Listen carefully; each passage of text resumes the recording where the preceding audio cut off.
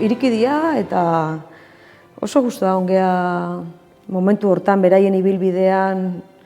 Nik behintzat gustua naiz beraiekin berbetan, ez? Hemengo gauzetaz eta bere egunerokotasunetaz eta hitz egiten.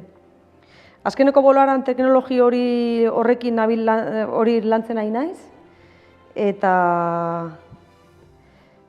osotasun hori irudikatzea interesgarria iruditzen zait.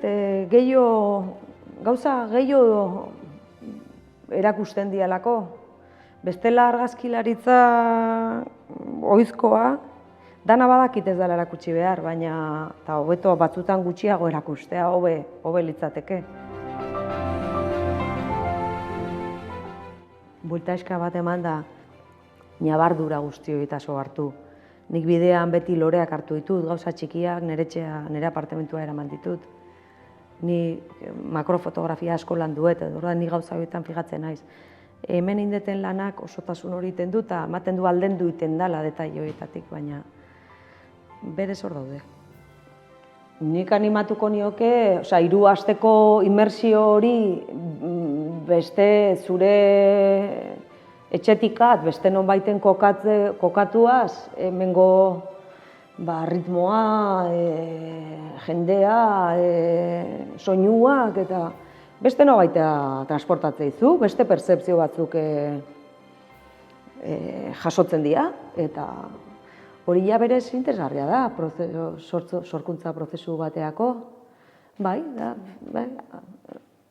aldatzen duzu zure egunerokotasuna. Nei puntu hori interesgarria iruditzen zaiten. Nik nire etxetikan gauzak sortzen ditut ere bai, baina hau beste erabat murgildu naiz, hemen sartu naiz hemengo gauzetan eta besteak ahaztu ditut. Eta begira da, obserbazioa, zer da on, adi egon, entzun, ikusi, irikia bezala egon jasotzea, ez da?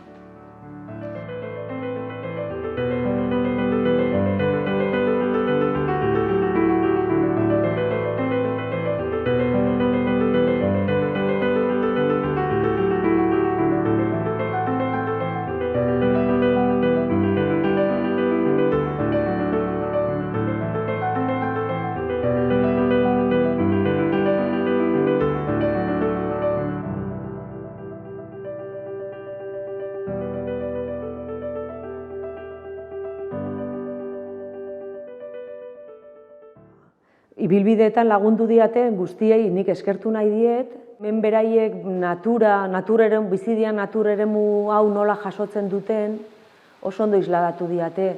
Eta gauza txikietan ere bai, gauza xumeak izan dira. Luis Marik zuhaitza aritzaren indarra eta potentzia, besteak behiarekiko harremana, edo hemengo lanaren dinamika, eta, eskertuta nago hori dana jakin ahal izatea.